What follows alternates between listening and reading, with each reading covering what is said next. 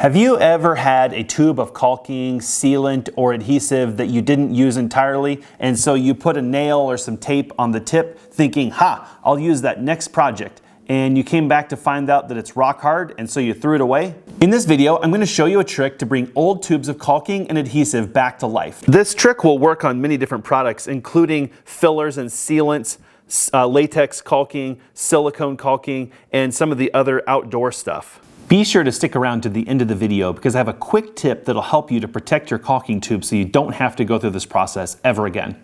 So the problem is that if any amount of air can get to the tip, the product that's in this tip here will actually cure and dry out.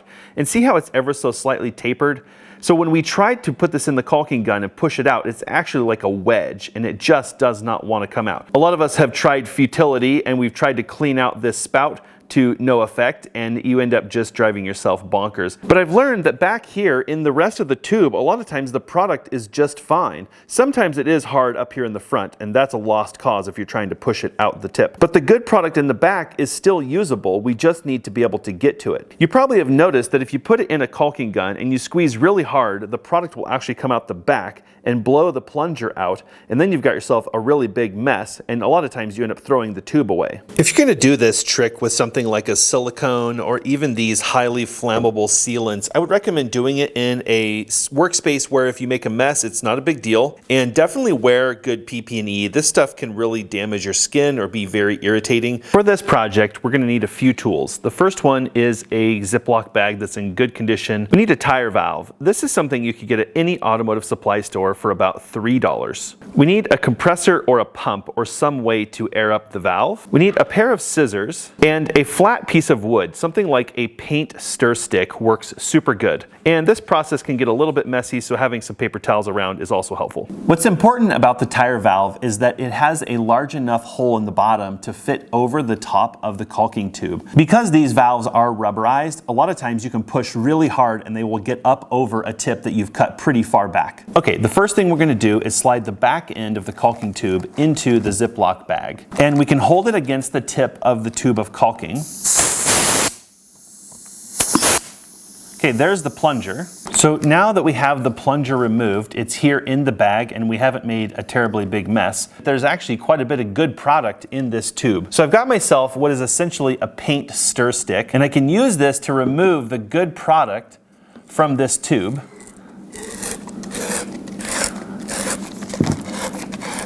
Oh yeah, look at all that good product. And I'm gonna put it back in this bag.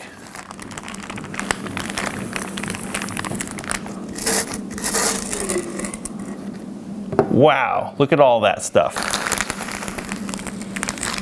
And we can grab the plunger out of here. We want to wipe off all the product on it as much as we can. And we'll just kind of clean this up and set it to the side. We don't need to remove the product off of it necessarily. We just want to make sure it doesn't have anything hard on it that's going to block the tube again. Okay, we've got our product and our plunger. Next, we want to make sure that the tip of the tube is clear. Sometimes the air can get past and it won't actually clear out the tip.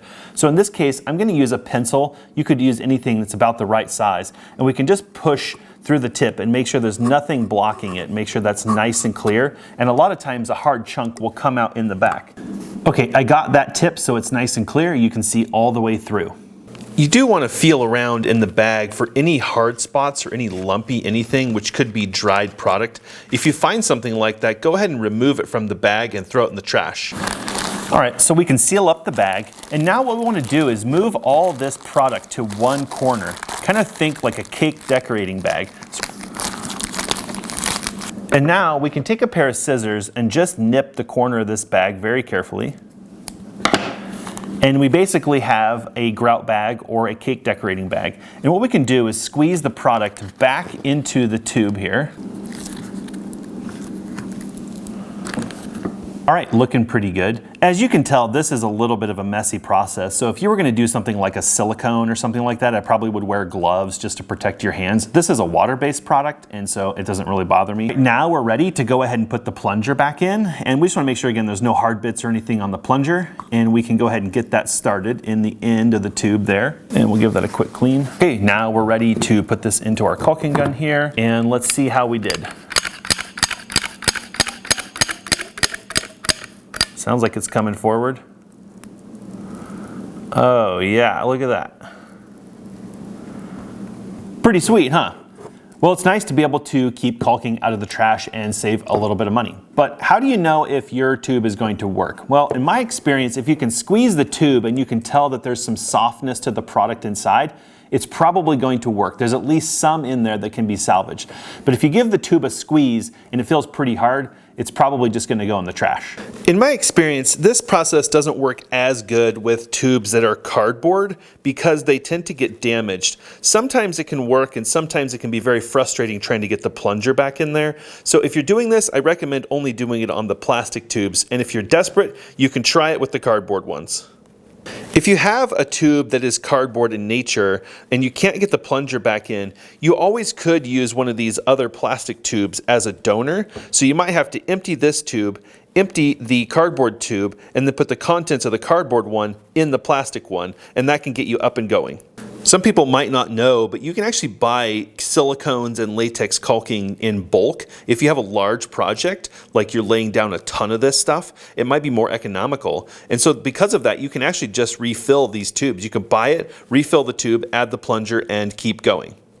On these tubes that have the removable tip, a lot of times just cleaning the tip out should get you going again. So if you have one of these, I probably wouldn't go through this whole process with this type of a tip because it's a lot of work and to make a big mess. But if you have one and it's totally plugged off, you've already cleaned the tip out and it's not working, then it can be worth doing. You do want to do this with the tip on there because you want the air valve to do its job. Removing the tip will make this a lot harder.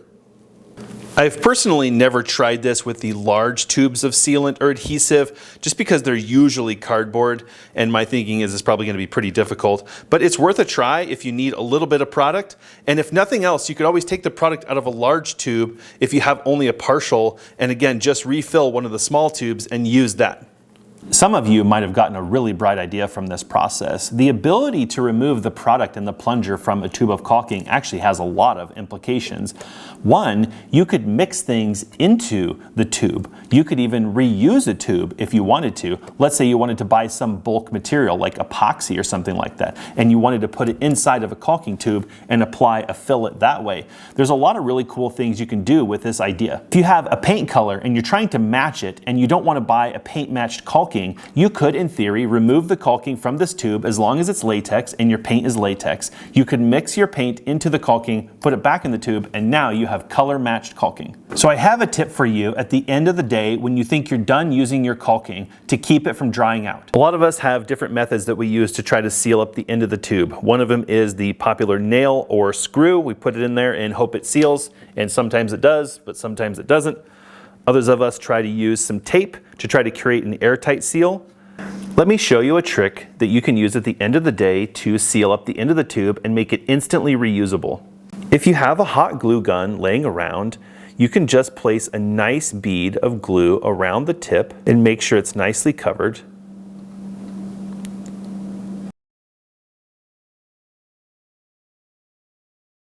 And the next time you're ready to grab your caulking, you can simply remove this little seal cap that we put on. And you're back in business. Have you ever tried something like this, or do you use a technique like this? What do you use it for? Have you had any success or problems? Share some of your thoughts in the comments below so we can all learn. If you enjoyed this video, take a moment, give it a like, and maybe share it with a fellow DIYer. Thanks for watching. We'll see you in the next video.